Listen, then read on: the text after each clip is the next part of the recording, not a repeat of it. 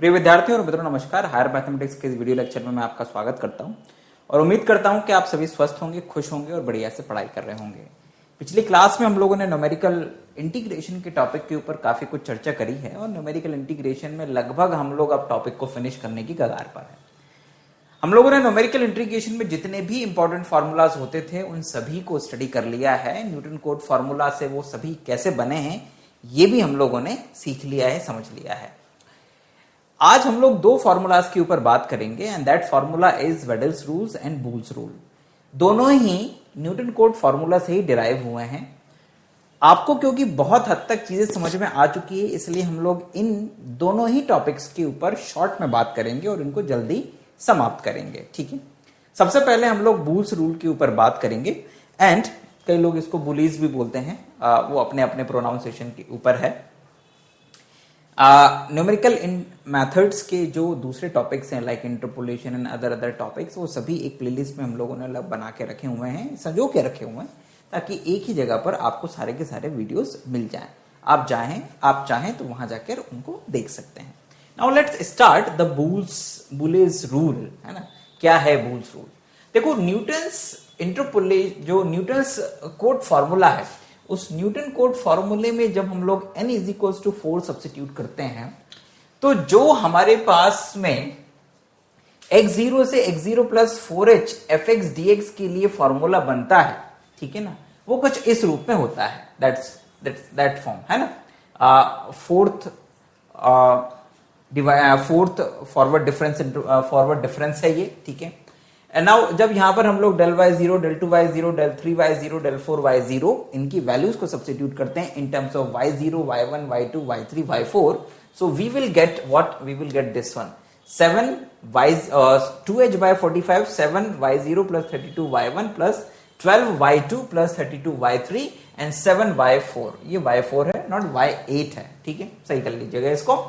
Now इसी तरह से जब हम लोग x0 plus 4h to x0 plus 8h में वैल्यूज को लेते हैं विद्यार्थियों, ठीक है ना, यानी कि पॉइंट्स लेते हैं। यहां पर भी 5 पॉइंट्स लिए थे हमने x0 से x4 तक, यहां पर x4 से x8 तक हम लोगों ने वैल्यूज ली हैं corresponding to y0, right. Now इसके लिए जो हमारे पास में वैल्यू आती है इंटीग्रेशन की, वो आती है 2h by 45, 7y4 plus 32y5 plus 12y6 plus 32y7 plus 7y8 and so on. Now look at this. अगर आप पैटर्न देखें बुलेज रूल में 7, 32, 12, 32, 7, 7, 32, 12, 32, 7, सो यही पैटर्न आगे के भी जो 8 से लेकर हम लोग 12 तक जाएंगे, नॉट x0 12, x8 से लेकर जब हम लोग x12 तक जाएंगे तो वहां पर जो हम लोगों को मिलने वाली है वैल्यूज यहाँ पे इंटीग्रेशन के लिए, मतलब जो उस इंटरवल में इंटीग्रेशन की वैल्यू होगी वो भी इसी पैटर्न में होगी 7, 32, 12, 32, 7, क्लियर। और उसके बाद फिर रिपीटेशन। अब यहां पर ध्यान देने वाली बात यह है कि ये 7y4 और 7y4 ये चीज यहां पर दोनों में ही कॉमन है, तो ये वाला टर्म ऐड होके 2 टाइम्स हो जाएगा, यानी कि 14 टाइम्स हो जाएगा। बाकी ये सारी की सारी जो चीजें रहेंगी ना विद्यार्थियों, ये एज इट इज रहने वाली हैं, क्लियर है। नाउ इनको अगर हम ऐड कर देते हैं और इसी तरह की आगे की जो वैल्यूज हैं उनको लेकर हम इनको ऐड करते हैं तो x0 से x0 plus nh fx dx is equal to 2h by 45, ये ध्यान रखिएगा, is multiply by 7y0 plus 32y1 plus 12y2 plus 32y3 plus 14y4, that's the point, ठीक। फिर y4 के बाद 32y5 plus 12y6 plus 32y7 plus 14y8 and similarly इसके बाद अगर बनाना होगा ना तो वो कुछ ऐसा बनेगा, it's a 32y9 plus 12y10 plus 32y11 plus 14y12 and plus dash dash dash, वो कुछ इस रूप में बनेगा विद्यार्थियों, क्लियर है। तो ये बुलेस रूल है और इसमें आपको अल्टीमेटली ध्यान ये देना है कि h क्या है, आपको ध्यान देना है y0 क्या है, y1 क्या है, y2 क्या है, y3 क्या है, y4 क्या है, एंड सो ऑन। ठीक है, जो पहले हम लोगों ने क्वेश्चंस किए हैं जिसमें हमें कोई इंटीग्रेशन की लिमिट दी जाती थी, सपोज दैट यहाँ पे 0 से सपोज दैट 10 हमें दे दिया है या 8 दे दिया है, व्हाटएवर जो भी है, मान लीजिए 8 दे दिया है, यहाँ पे कोई फंक्शन दे दिया है dx, तो हम इस इंटरवल को डिवाइड कर लेते थे according to this, according to the formula requirement कि n किसका मल्टीपल होना चाहिए। जैसे यहां पर बुलेज में क्या है, n जो है वो 4 का मल्टीपल होना चाहिए, तो आप इंटरवल को 4 पार्ट्स में, 4 सब इंटरवल्स में, 8 सब इंटरवल्स में, जितने सब इंटरवल्स होंगे उससे एक ज्यादा ऑर्डिनेट्स होंगे, यानी कि y की वैल्यूज। ठीक है, तो 4 इंटरवल्स में, 4 सब इंटरवल्स में, 8 सब इंटरवल्स में, एंड सिमिलरली 12 सब इंटरवल्स में, या फिर आगे 16 सब इंटरवल्स में डिवाइड करेंगे, एंड देन उसके बाद में क्या कहते हैं, आप ये वैल्यूज को फाइंड करेंगे, जितनी भी वैल्यूज आपकी आएंगी, 4, 8, 12 सो ऑन, डिपेंड्स कि आपने क्या लिया है। ठीक है, तो जब आप क्या कहते हैं इन वैल्यूज को निकाल लोगे तो आपको इस फॉर्मूले में कैलकुलेट करना है, इस फॉर्मूले में वैल्यूज को सब्स्टिट्यूट कर देना है, एंड देन इसके बाद में इवैल्यूएट कर देना है, you will get the numerical value of the integration. ये यहां पर इस इंटीग्रल की न्यूमेरिकल वैल्यू आ जाएगी। वास्तव में लाइन इंटीग्रेशन का जो रिजल्ट होता है वो एरिया होता है, तो ये जो आपके पास में आता है ये एरिया आता है। अब एरिया अप्लाइड मैथमेटिक्स में बहुत सारी चीजों को रिप्रेजेंट करता है, it represent some work, it represents something else, energy in something represents something else, clear है। so that's the instruction, ये तो Boole's rule हो गया। while applying Boole's rule the number of sub intervals should be taken as a multiple of 4, इसका ध्यान रखना है। अब आइए जरा एक क्वेश्चन करते हैं।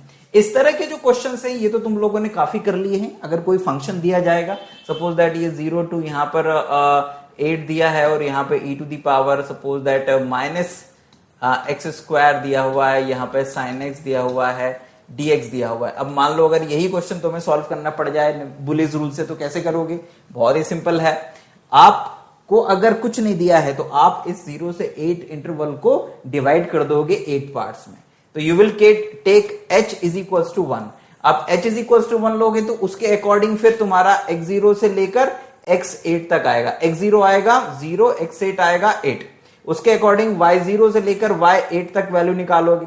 ठीक है ना, जो वैल्यूज आएंगी उसको यहां पे बुलेज रूल में रख दोगे, आंसर आ जाएगा। इससे अलग एक क्वेश्चन अब आप लोगों के लिए लेते हैं, ठीक है ना। सपोज दैट ये क्वेश्चन मैं निकालता हूं आपके लिए, थोड़ा अलग टाइप का है। मेनली आपको यह सीखना है विद्यार्थियों कि अप्लाइड मैथमेटिक्स के जो टॉपिक्स होते हैं उनमें ये रूल अप्लाई किया कैसे जाता है। ठीक है विद्यार्थियों, आइए जरा देखते हैं problem. The velocity v of a particle at distance s from a point on its linear path is given by the following table। एक पॉइंट की वेलोसिटी आपको यहां पे दी हुई है, ठीक है। दैट्स द इसको आप कहेंगे डिस्टेंस और ये कहेंगे आप वेलोसिटी। वेलोसिटी इन मीटर पर सेकेंड स्क्वायर, ठीक है ना। यस वेलोसिटी नहीं, इट्स नॉट सेकेंड स्क्वायर, वो एक्सेलरेशन होता है मीटर पर सेकेंड। सो ये आपके पास में वेलोसिटी दिया हुआ है, जैसे कि इस डिस्टेंस पर वेलोसिटी थी 16 मीटर पर सेकेंड, इस डिस्टेंस पे थी 19 मीटर पर सेकेंड, इस डिस्टेंस पे थी 21 मीटर पर second, and so on 20th distance पे थी या 20th मीटर पे थी 9 मीटर पर second. So that's the velocity and distance पर आपको एक डेटा दिया हुआ है। Estimate the time taken by the particle to traverse the distance of 20 meters using Boole's rule। यानी कि 20 मीटर चलने पर कितना टाइम लगेगा किसको, पार्टिकल को, ये आपको बताना है। अब जरा ध्यान दीजिएगा कि ds by dt is equals to होता है v। तो अगर हमें t निकालना है, जैसे यहां पे दिया भी है, यहीं पे समझ लेते हैं, right.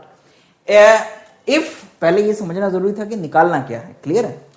If t seconds be the time taken to traverse a distance s, then ds by dt is equals to v or dt by ds is equals to 1 upon v। that 1 upon v is important, ठीक है।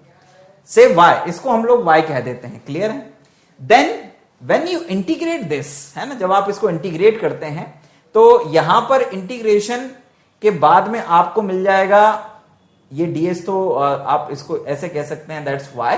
तो आप ये ds तो इधर चला जाएगा, यानी कि इसको अगर आप y कहें और इसको दोनों ओर इंटीग्रेट करें तो ये y के रिस्पेक्ट s के रिस्पेक्ट में इंटीग्रेट होगा ये y, और ये dt जो है t के रिस्पेक्ट में, तो ये तो इंटीग्रेशन के बाद में t बन जाएगा, लिमिट आ जाएगी s टू 20, और इसको हम लोग लिख सकते हैं या फिर ये राइट हैंड साइड आ जाएगा 0 टू 20 y ds। ठीक है, तो अल्टीमेटली अगर हमें t को फाइंड करना है तो हम y को, y मतलब व्हाट, y मतलब कि 1/v को इंटीग्रेशन करना पड़ेगा आपको 0 से 20 लिमिट के बीच में। ठीक है ना, यानी कि इस y की मदद से हम केवल ये समझना चाह रहे थे कि ये y निकलेगा कैसे, क्योंकि हमें तो न्यूमेरिकल इंटीग्रेशन करना है, कोई इंटीग्रेशन तो करना नहीं है।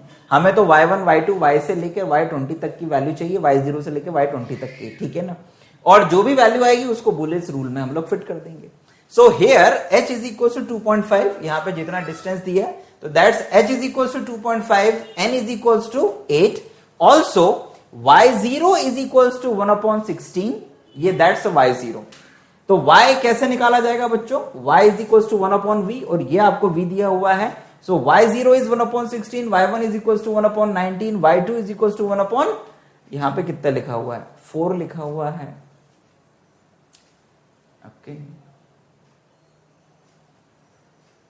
इट्स नॉट 4, इट्स 21, ये गलत है, 21। y3 is equals to 1/22, y4 is equals to 1/20, y5 is equals to 1/17, y6 is equals to 1/13, y7 is equals to 1/11, and y8 is equals to 1/9. So these are what? These are the y values. Now by Bulle's rule we have t is equals to, मतलब the time when the distance covered from 0 to 20 meter, 0 to 20 y ds 2h by 45, आप पूरा formula लिख देंगे, है ना, y8 तक का, and then इसके बाद में आप इसमें सारी की सारी वैल्यू लिखेंगे। आप इसमें h की वैल्यू सब्स्टिट्यूट करेंगे विद्यार्थियों, आप इसमें क्या कहते हैं y0 से लेके y8 तक की वैल्यूज को सब्स्टिट्यूट करेंगे। ठीक है, इन वैल्यूज को जब आप सब्स्टिट्यूट कर देंगे बच्चों, तो आपके पास फाइनली जो टाइम आएगा वो आएगा 1.35 seconds, and that's your answer. It means that कि 0 से लेके 20 मीटर का डिस्टेंस जो है वो ट्रैवल करने के लिए अगर हम अलग अलग स्पीड से हमारा पार्टिकल चलता है तो उसको 1.35 सेकेंड्स का टाइम लगेगा। ठीक, और आप क्या कहते हैं आसानी से उसे कैलकुलेट कर पाएंगे बुलेस रूल से। आप बुलेस रूल से जो क्वेश्चंस आप लोगों ने ट्रेपेजोइडल रूल से किए हैं या सिम्पसन्स रूल से किए हैं, उन क्वेश्चंस को बुलेस रूल से ट्राई कर सकते हैं। आपको इस बात का ध्यान रखना है विद्यार्थियों कि n किसका मल्टीपल होना चाहिए, बी केयरफुल। ठीक है ना, उम्मीद करता हूं कि ये जो एक छोटा सा शॉर्ट लेक्चर था आप लोगों को समझ में आया होगा और आप बुलेस रूल को भली भांति समझ पाए होंगे। प्रैक्टिस बहुत सारी करिएगा, बहुत सारे क्वेश्चंस की प्रैक्टिस करिएगा ताकि आप लोगों को किसी भी तरह का कंफ्यूजन ना हो at the time of examination. Examination में केवल और केवल प्रैक्टिस की कमी के कारण ही कुछ इशू बन सकते हैं, अदरवाइज कोई इशू नहीं बनेंगे कभी भी। ठीक है, नाउ इस लेक्चर को अपन लोग यहीं पे समाप्त करते हैं। हम लोग वेडल रूल को नेक्स्ट लेक्चर में करेंगे। ठीक है, अपना ध्यान रखिए, खूब सारी पढ़ाई करिए, अननेसेसरी की चीजों से बचिए, राष्ट्र के लिए अच्छा अच्छा सोचिए, बड़ों का सम्मान करिए और छोटों को अच्छी चीजें सिखाइए। जय हिंद, वंदे मातरम।